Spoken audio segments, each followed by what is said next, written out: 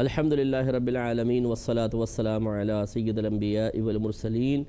اما بعد فاعوذ باللہ من الشیطان الرجیم بسم اللہ الرحمن الرحیم۔ الحمدللہ الہادی پروگرام میں صبر کے موضوع پر کلام کرتے ہوئے ہم نے کل آپ کی خدمت میں بخاری و مسلم کی کچھ حدیثیں عرض کی تھی، جن میں سے ایک حضرت ابو طلحہ رضی اللہ تعالی عنہ اور ان کی زوجہ بی بی ام سلیم رضی اللہ تعالی عنہا کا واقعہ بھی تھا، اور بہت خوبصورت واقعہ ہے۔ ہماری وہ بہنیں یا ہمارے وہ بھائی جن کے بچے بچپن میں فوت ہو گئے ہیں، کوئی محبوب رخصت ہو گیا ہے، انہیں اس واقعے سے سبق حاصل کرنا چاہیے، درس حاصل کرنا چاہیے،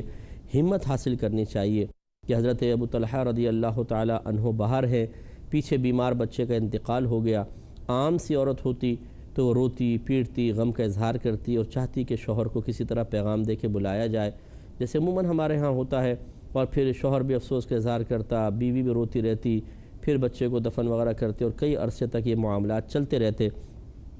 لیکن بی بی ام سلیم رضی اللہ تعالی عنہا سے یہ درس حاصل کرنا چاہیے خواتین کو کہ کس طریقے سے انہوں نے نہ صرف خود ایک ماں ہوتے ہوئے صبر کیا، بلکہ اپنے شوہر کو بھی حوصلہ فراہم کیا۔ یہ بہت بڑی بات ہوتی ہے۔ ہاں، یہ الگ بات ہے کہ اگر کسی کا بچہ ہمارے اس ظالم اور جاہلانہ معاشرے میں انتقال کر جائے اور ماں اسی صبر کا مظاہرہ کرنے کی کوشش کرے کہ روئے نہیں، اپنے آپ کو رو کے شوہر کو حوصلہ دے، تو پھر شاید شوہر بھی بدگمان ہو جائے اور اس کے گھر والے جو ساس ہے، نندے ہیں، یہ کہیں کہ بھائی یہ تو لگتا ہی نہیں کہ اس کی اولاد مری ہے، اس سے تو محبت ہوتی تو روتی نہیں، کون ماں نہیں روتی ہے، ضرور کوئی نہ کوئی چکر ہوگا، لا حول ولا قوت الا باللہ۔ تو یہاں تو بزرگوں کے طریقے پہ چلنے میں بھی بعض اوقات بڑے خطرات ہیں، اس لیے میں اپنی بہنوں سے گزارش کروں گا کہ اپنے اطراف کے ماحول کو پیش نظر رکھ کر ہی حکمت عملی اختیار کریں۔ ویسے یہ ایک ایسا معاملہ ہے کہ جہاں اس قسم کا کوئی جاہل ٹولہ آپ کے چاروں طرف نہیں ہے، تو وہاں پر پھر اس کو ہمیں اپنانا چاہیے اور اس کو اپنے پیش نظر رکھنا چاہیے کہ کس قدر وہ ہمت والی خاتون تھیں، انہوں نے کیسے اپنے اللہ کی رضا پر اپنے آپ کو راضی رکھا۔ اور پھر دیکھیں کہ ایک ماں کا جب اولاد فوت ہو جائے، پھر اپنے آپ کو سنوارنا، شوہر کو کھانا کھلانا وغیرہ، پھر دیگر معاملات، بڑی بات ہوتی ہے یہ۔ اس کا مطلب بڑی ہمت والی خاتون تھیں، اور پھر اللہ تعالیٰ نے ان کو کتنا پیارا بدلہ عطا فرمایا کہ میرے آقا صلی اللہ علیہ وسلم نے ان کے لیے برکت کی دعا کی ہے، اور اللہ تعالیٰ نے ایک اور بیٹا عطا فرما دیا۔ اس لیے میری بہنیں جن کا اولاد کے سلسلے میں یا اور کسی دنیاوی معاملات میں کوئی بھی نقصان ہوا ہو، یہ ہماری ایک بات یاد رکھیے گا، آپ فوراً پڑھ لیا کریں انا للہ و انا الیہ راجعون۔ اس کا معنی ہوتا ہے کہ بے شک ہم تو اللہ ہی کی ملک ہیں، اللہ ہی ہمارا مالک ہے، اور بے شک ہم اسی کی طرف لوٹنے والے ہیں۔ یعنی یہ انا للہ و انا الیہ راجعون کا ترجمہ ہے، بس یہ پڑھ لیا کریں۔ تو میرے آقا صلی اللہ علیہ وسلم ارشاد فرماتے ہیں کہ جب کوئی کسی کو نقصان ہو جائے اور وہ یہ ترجیع، اس کو کہتے ہیں ترجیعی، پڑھ لے، تو اللہ تبارک و تعالیٰ اسے پہلے سے بہتر چیز عطا فرما دے گا۔ یہ ہمارے سرکار صلی اللہ علیہ وسلم نے فرمایا ہے، ہمیشہ یاد رکھیے۔ اور میں جو میرے بہن بھائی دیکھ رہے ہیں ان کے لیے ایک برکت کے لیے ایک بات عرض کر دیتا ہوں، پہلے بھی کافی کہا تھا، ہو سکتا ہے کچھ نئے لوگ ہوں، کئی دفعہ میں بتا چکا ہوں کہ ہمارے اکابرین نے فرمایا کہ جب آپ کسی سے کوئی مال وغیرہ لیتے ہیں تو بسم اللہ الرحمن الرحیم پڑھ کر لیں۔ جیسے دکاندار سے پیسے لے رہے ہیں، گھر والے کو پیسے دے رہے ہیں، کوئی آدمی آپ کو پیمنٹ دے رہا ہے، تو بسم اللہ الرحمن الرحیم پڑھ کر لیں۔ اور جب آپ کسی کو مال دیں، پیسہ دیں، تو انا للہ و انا الیہ راجعون پڑھ لیں۔ بہت ہی بلند آواز سے نہیں پڑھیے گا اور سمجھے گا مجھ پہ پڑھ رہا ہے، تو آہستہ سے آواز سے آپ اتنے کے کان سن جائیں۔ جیسے آپ نے دکاندار کو پیسے دیے، آپ نے رکشے والے کو دیے، ٹیکسی والے کو پیسے دیے، آپ شوہر ہیں، بیوی کو نان نفقہ دے رہے ہیں، آپ کاروبار کر رہے ہیں، آپ کسی چیز کی قیمت ادا کر رہے ہیں، پیمنٹ دے رہے ہیں، تو انا للہ و انا الیہ راجعون کہیں۔ ہمارے اکابرین فرماتے ہیں کہ اللہ تعالیٰ اس کو کبھی بھی تنگ دستی میں مبتلا نہیں کرے گا، اس کی جیب ہمیشہ پیسوں سے بھری رہے گی۔ وجہ اس کی یہ ہے کہ جب بسم اللہ الرحمن الرحیم پڑھ کے ہم لیتے ہیں تو بسم اللہ سے برکت پیدا ہوتی ہے، اور جب جانے پر انا للہ و انا الیہ راجعون کہتے ہیں تو نبی کریم صلی اللہ علیہ وسلم کی حدیث کے مطابق اللہ تعالیٰ اس کا بہترین بدلہ آپ کو عطا فرما دے گا، تو نقصان کا پہلو نہیں رہتا۔ اور بلکہ میں نے تو یہاں تک بھی پڑھا ہے کہ بعض اکابرین نے فرمایا کہ یا اگر اس عمل پر انسان کچھ عرصے بھی استقامت حاصل کر لے تو پھر اللہ تعالیٰ اس کو دائمی طور پہ نعمتوں سے نواز دیتا ہے، اس کی جیب کبھی مال سے خالی نہیں ہوگی۔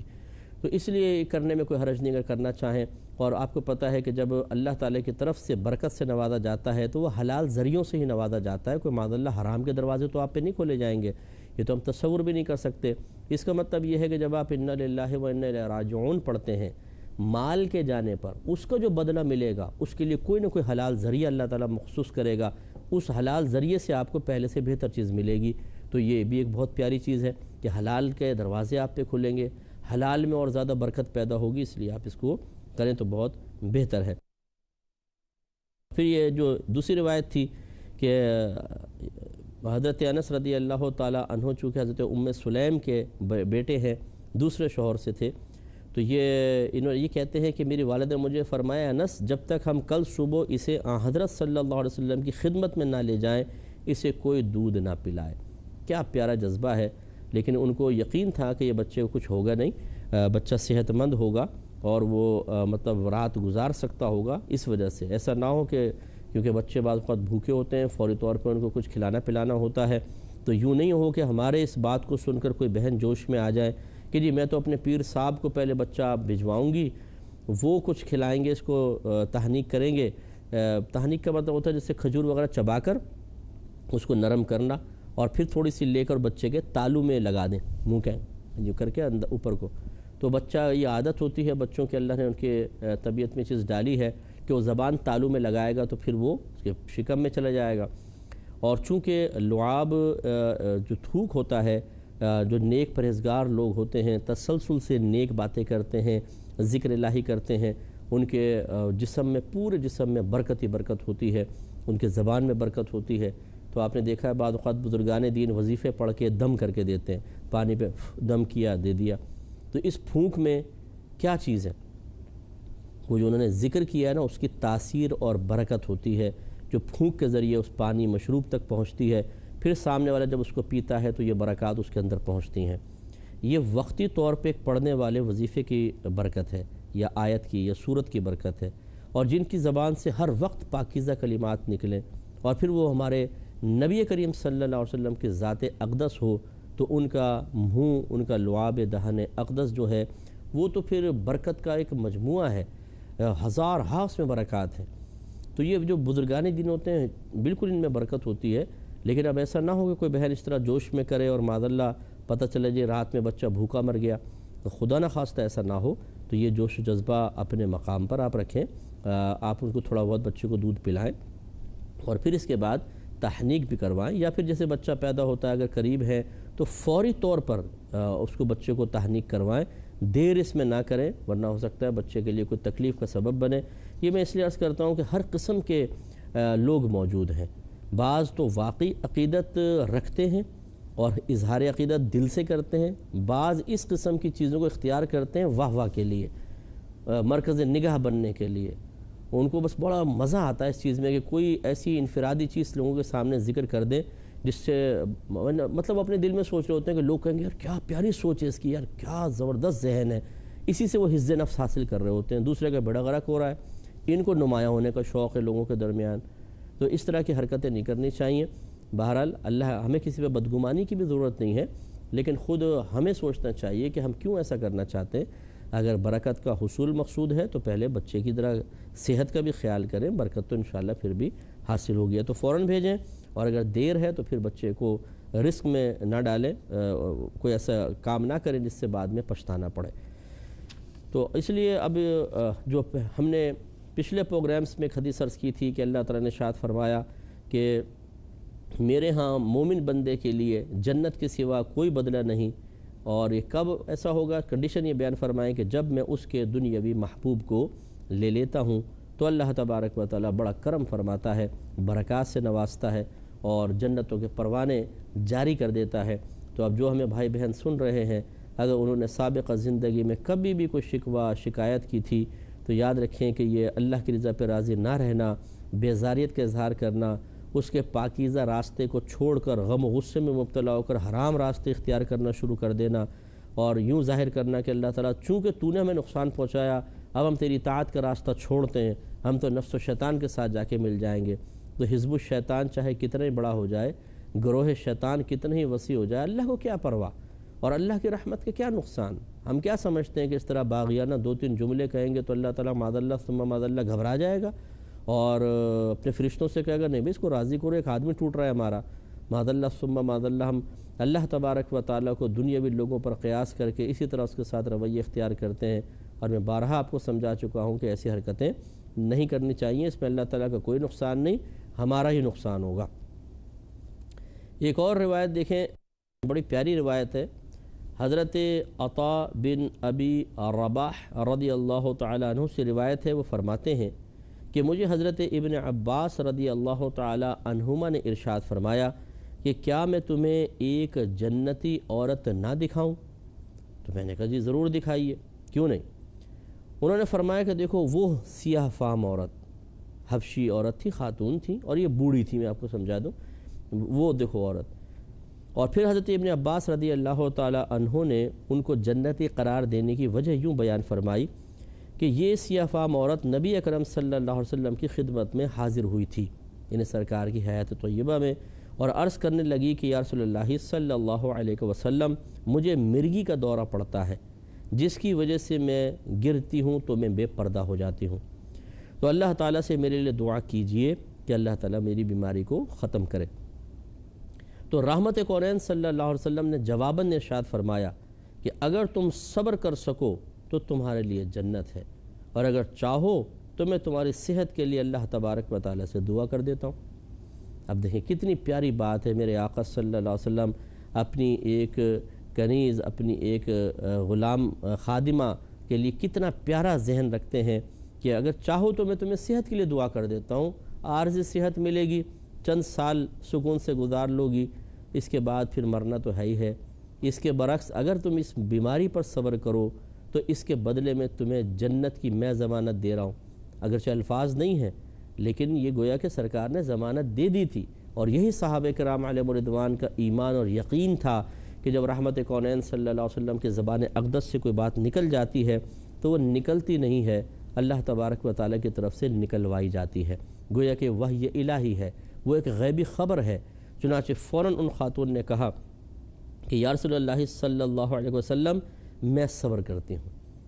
یعنی ٹھیک ہے آپ میری صحت کے لیے دعا نہ کریں، میں صبر کروں گی اس پر، لیکن پھر اس نے عرض کیا کہ یا رسول اللہ میں بے پردہ ہو جاتی ہوں، اس کے لیے دعا کر دیجئے کہ میں گروں تو بے پردہ نہ ہوں۔ تو رحمت کونین صلی اللہ علیہ وسلم نے اس کے لیے دعا فرمائی۔ یہ بخاری و مسلم کی روایت ہے، کس قدر خوبصورت روایت ہے، آپ ذرا اندازہ کریں صحابہ کرام علیہم رضوان کا یقین رحمت کونین صلی اللہ علیہ وسلم کی باتوں پر کس قدر پختہ تھا۔ اس خاتون نے معاذ اللہ ثم معاذ اللہ اگر کوئی عام سی عورت ہوتی تو شاید یہ شک و شبہ کرتی کہ جی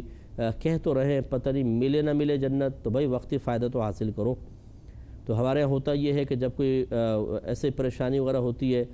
کسی بزرگ سے کہتے ہیں، پیر صاحب ہیں، کوئی امام صاحب ہیں، کوئی عالم ہیں، کوئی مفتی ہیں، کوئی نیک آدمی ہیں، جی دعا کریں بڑی پریشانی ہے، اور وہ اتنا کہہ دیں صبر کریں اللہ تعالیٰ کرم فرمائے گا، نہیں جی آپ دعا کر دیں نا، تو یعنی گویا کہ ہم ان کی اس تلقین کو قبول نہیں کرنا چاہتے، اور اگر انہوں نے دعا نہیں کی مثال کے طور پہ کسی حکمت کے تحت، تو یہ بھی آپ سنیں گے کہ ایسے لوگ جا کر کہیں گے ہمیں تو ٹال دیا، سب کے لیے دعا کر رہے تھے ہمارے لیے نہیں کی، یہ حال ہے۔ ابھی میں پیسے دیتا نا، نذرانے دیتا، بڑی دعائیں کر دیتے، یعنی 2 منٹ میں پہلے ان کو بزرگ مان رہے تھے، 2 منٹ میں فراڈیہ قرار دے دیا۔ اللہ تعالیٰ بس ایسے لوگوں کو ہدایت عطا فرمائے جو بزرگوں کو بھی اپنے ذاتی مفادات کے لیے کیش کرتے ہیں، اور ان کی بزرگی بھی اس وقت تک تسلیم کرتے ہیں جب تک ان سے اپنے ذاتی مفادات اور فائدے حاصل ہوتے رہے، ورنہ گویا کہ ان کی بزرگی نہیں ہے۔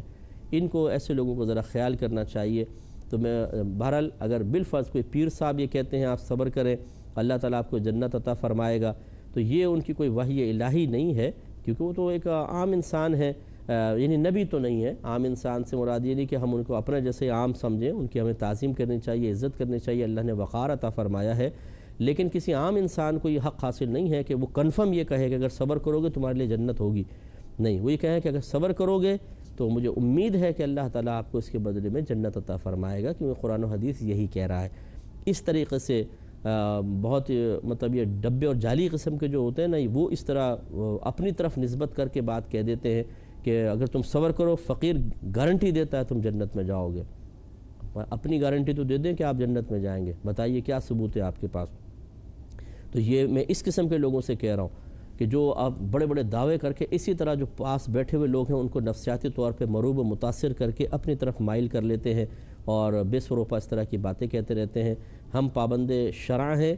شریعت ہمیں اس طرح اخروی کسی معاملے میں بغیر تصدیق باری تعالیٰ یا تصدیق رسول کے کوئی پرفیکٹ یا کنفرم حکم دینے سے منع فرماتی ہے۔ ہم کون ہوتے ہیں؟ ہمیں کیا ہمیں غیب کا علم تو نہیں، ہم کیسے کہہ سکتے ہیں؟ ہاں یہ ہے کہ ہم حسن ظن قائم کر کے